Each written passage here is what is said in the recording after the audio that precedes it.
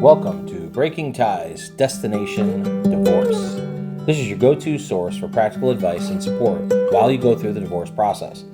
Join us each weekday for a quick chat where we'll cover a variety of topics such as child custody, property division, and self-care. Together, we'll explore emotional, financial, and legal aspects of divorce and help you find the best path forward for you and your family. Here's your host and Certified Divorce Financial Analyst professional, Mike Fulkerson.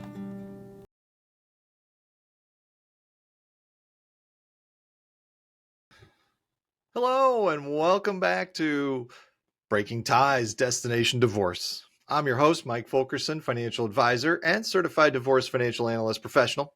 And today we are going to really look at the rough patches of your divorce road, the common pitfalls that can derail progress.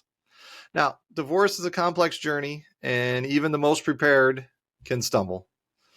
But don't worry, in this episode, we're going to equip you with the knowledge to avoid these top 10 pitfalls and navigate your divorce with greater clarity.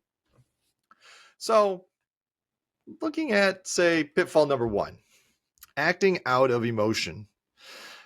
Divorce is naturally emotional, but letting anger, resentment, or guilt dictate your actions can be disastrous. We want to focus on rational decisions that prioritize your well-being and your children's if you have kids. Now, the second pitfall here is going solo. Divorce law can be intricate. Consulting with an experienced divorce lawyer is probably in your best interest.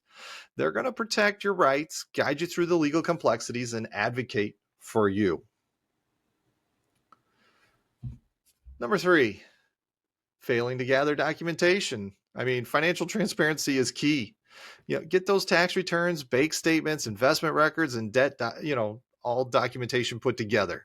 And it's going to really come in handy and be essential for when you divide assets and debts fairly and work on a marriage settlement agreement. Pitfall number 4, social media shaming. Divorce can be messy, but resist the urge to air dirty laundry on social media. Publicly bashing your ex can damage your reputation and can sometimes complicate the legal process. We want to take the high road. The goal is to get through the process as easy and quickly as possible. Pitfall number 5, forgetting about taxes. Dividing assets like retirement accounts can come with tax consequences. You want to make sure you consult with a tax advisor to understand the potential implications and avoid surprises down the line. Definitely don't want to get caught up with the IRS. Then we got number 6 here, which is neglecting your credit score. Divorce can negatively impact your credit score, especially if you have joint debts. So you want to develop a plan to manage credit post-divorce and rebuild your financial standing. Number 7, unrealistic expectations. Divorce is rarely quick or easy. Set realistic expectations about timelines, costs, and emotional hurdles. This will help you manage stress and navigate the process more effectively. Number 8, ignoring your kids' needs. If you have kids, you got to prioritize them first. Work, towards minimizing conflict, communicate openly, and create a stable and supportive environment for them during this major transition. Divorce doesn't affect you and your ex. It also affects the kids as well. Pitfall number 9, communication breakdown. Communication, even if it's strained, is still vital. Work with your spouse, through the lawyers if necessary to reach agreements on key issues and minimize the need for costly litigation. And our last one here, number 10, is rushing into new relationships. Divorce is a time for healing and self-discovery. We really don't want to rush into new romantic entanglements to fill a void, though. We want to focus on our well-being and rebuilding a fulfilling life as an individual, and then finding someone to share that with. By being mindful of these pitfalls, you're able to help really navigate your divorce with greater confidence. Remember, you deserve a fair and respectful outcome. I want to thank you for joining me on this episode of Breaking Ties, Destination Divorce. Should you have any questions on today's topic or other financial planning issues, just let me know or drop a comment. Divorce is not the end of your story. It is the start of your next great chapter. And with that, have yourself a good day.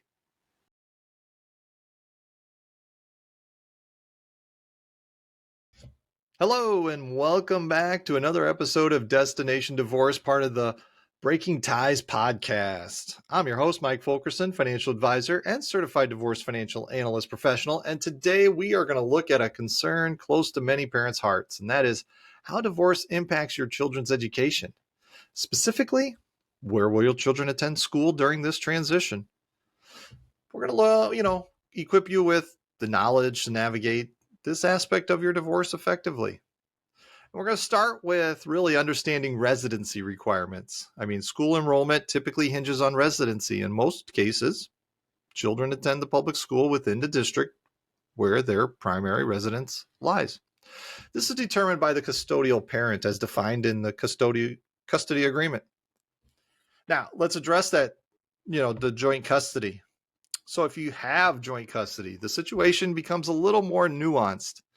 So here are some potential scenarios to look at. Split custody. If your children spends roughly equal time with each parent, you might explore options like school choice programs offered by some districts. You got alternating weeks, and this can be disruptive. So consider if your children's current school allows for temporary residency changes based on the week schedule. And stability is key. If possible, prioritize keeping your children in their current school to minimize disruption to their education and social life during this difficult time. As I say many times in the podcast, communication is really important. And open and honest communication with your ex-spouse you can discuss your preferred options and prioritize what's best for your children's academic and emotional well-being. So some things you can consider in this conversation would be their needs. Listen to your children's concerns and preferences regarding their school environment. You want to minimize, disruptions. Moving schools can be stressful. If possible, aim to keep them in a familiar environment with established friendships and teachers they know.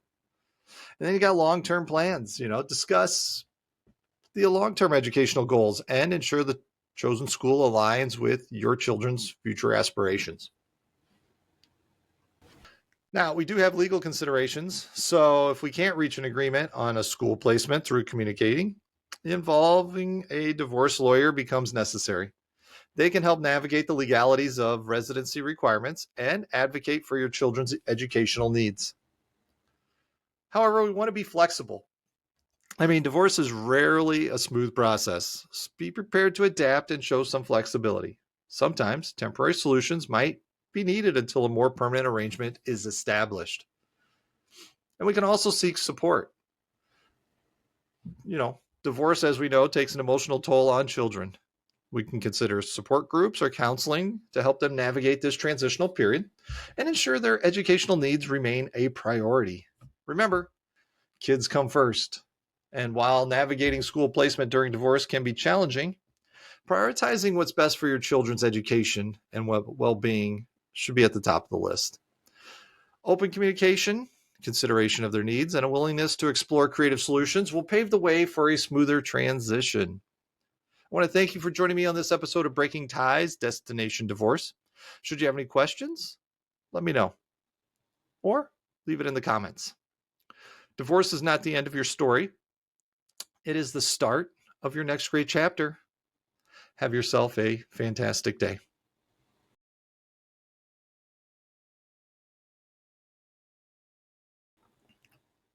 Hello, and welcome back to another episode of Breaking Ties, Destination Divorce. I'm your host, Mike Fulkerson, financial advisor and certified divorce financial analyst professional. And today we're going to venture off the traditional courtroom path and exploring arbitration as an alternative for resolving your divorce. Feeling overwhelmed by the prospect of a judge in a lengthy court battle? Well, arbitration might be the right answer. So let's unpack what it is and how it might benefit you. What it is first, really when we think of arbitration, it's a private out-of-court settlement process. You and your spouse choose a neutral third party, an arbitrator, with expertise in family law. The arbitrator acts like a judge, listening to both sides, presents their arguments and evidence. Now, how does arbitration actually work? Well, let's go through a little simplified breakdown of the arbitration process. First, we have selection, which is both spouses agree on a qualified arbitrator, often a retired judge or experienced lawyer familiar with divorce settlements. Then we're going to move to presentation. So each spouse, through their lawyers, if desired, present their case to the arbitrator. Documents, witness testimonies, and financial records can all be used as evidence. And then there's a decision. So after considering both sides, the arbitrator makes a binding decision on key issues like asset division, child custody, if applicable, and spousal support, there again, if needed. The decision is actually legally enforceable. So we got some benefits of choosing arbitration. I mean, arbitration offers several advantages over traditional courtroom divorces. First, you have privacy. The proceedings are confidential, unlike public court hearings. This protects your privacy and avoids unnecessary public scrutiny. There's also control. You and your spouse have more control over the process. You choose the arbitrator and can establish your own time frame and procedures. Might be cost effective. Arbitration can be quicker and less expensive than litigation, especially if contested issues in court would lead to extensive legal battles. And then you got flexibility. So the process can be tailored to your specific needs. You can choose the location and format of the hearings to create a less formal environment. Now, is it right for you? Well, while arbitration offers significant benefits, it's not for everyone. And here's some areas you got to consider. One is compromise. Both parties need to be willing to compromise and reach agreements. If your divorce is highly contentious, arbitration might not be suitable. Finality of things. I mean, the arbitrator's decision is binding, meaning there's limited opportunity to appeal later. And legal representation. Now, while not always necessary, consulting with an experienced divorce lawyer can ensure your rights are protected throughout the arbitration process. So, divorce is a personal journey, and the right approach depends on your unique circumstances.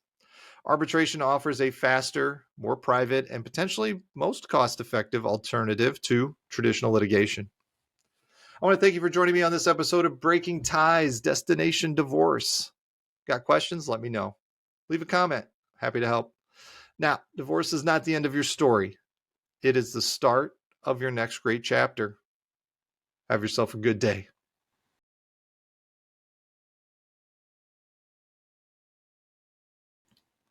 Hi, and welcome back to Breaking Ties, Destination Divorce. I'm your host, Mike Fulkerson, financial advisor and certified divorce financial analyst professional.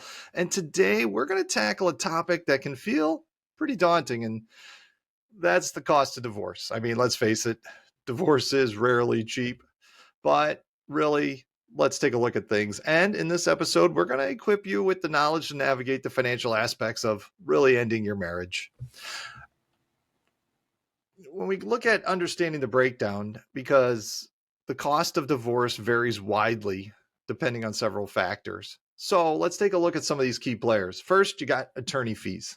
And this is typically the biggest expense. Lawyer hourly rates can range significantly depending on experience and location.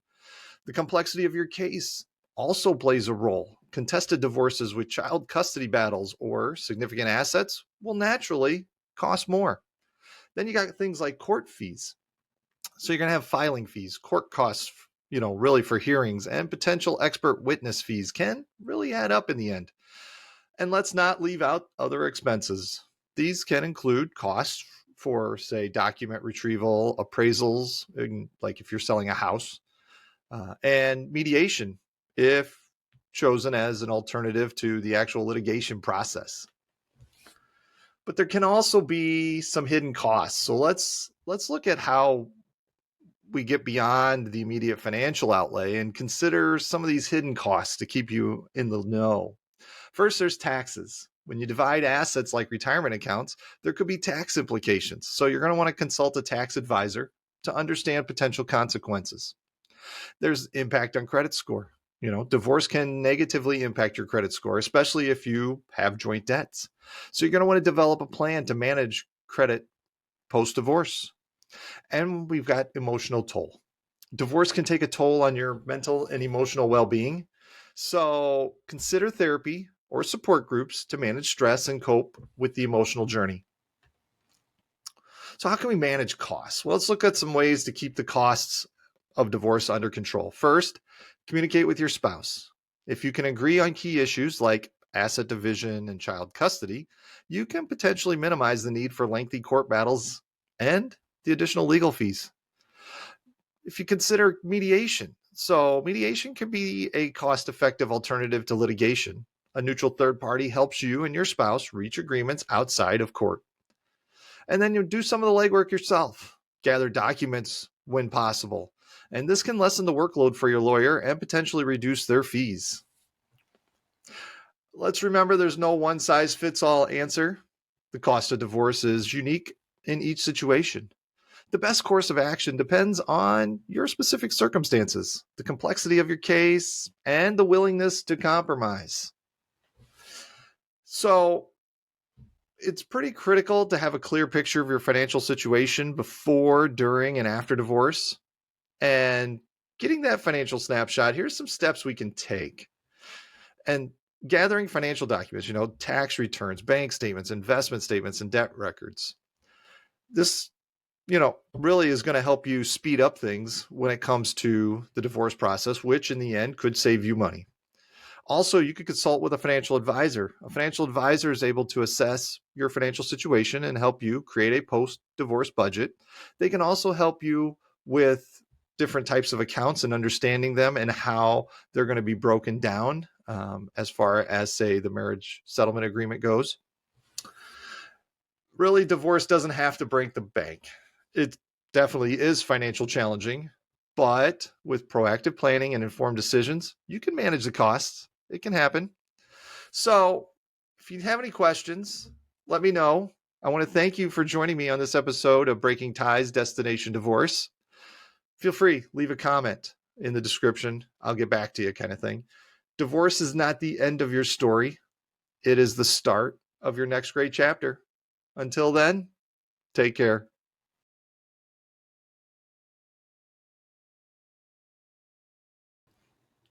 Hello, and welcome to another episode of Breaking Ties, Destination Divorce. I'm your host, Mike Fulkerson, financial advisor and certified divorce financial analyst professional.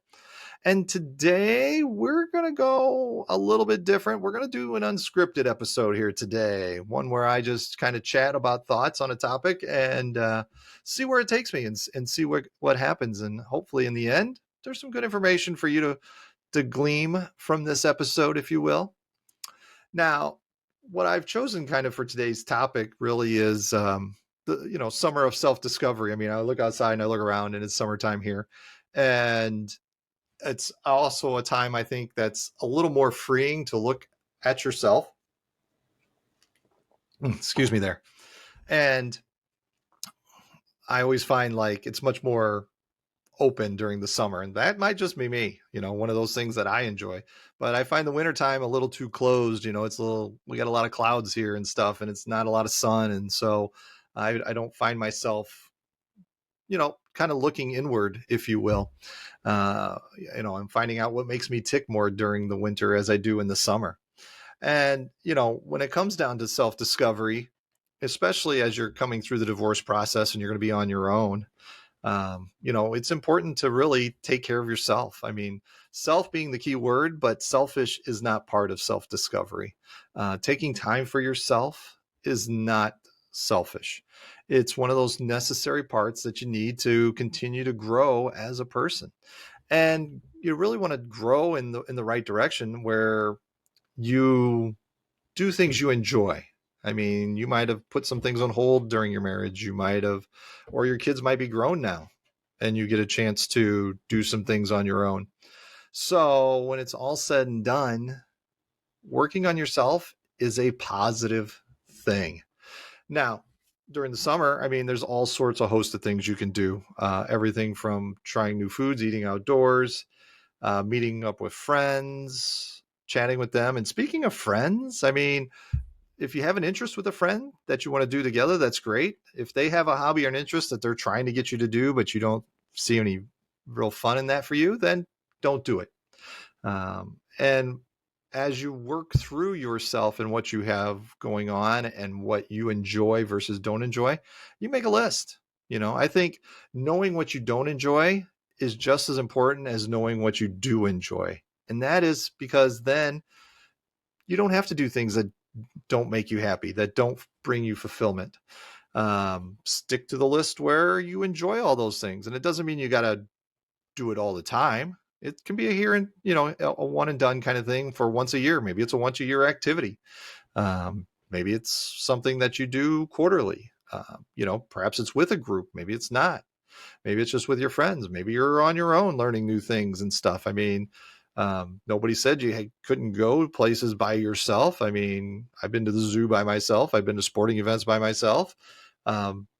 Movies by myself. I think it's important that you embrace being by yourself and that you can be happy by yourself. You don't actually have to be with another individual to be happy. And whether that's a romantic relationship or just a friendship, it doesn't matter. It's just be happy with who you are. And then life in general is going to feel more fulfilling. So I hope you got a little something out of today's episode of self-discovery.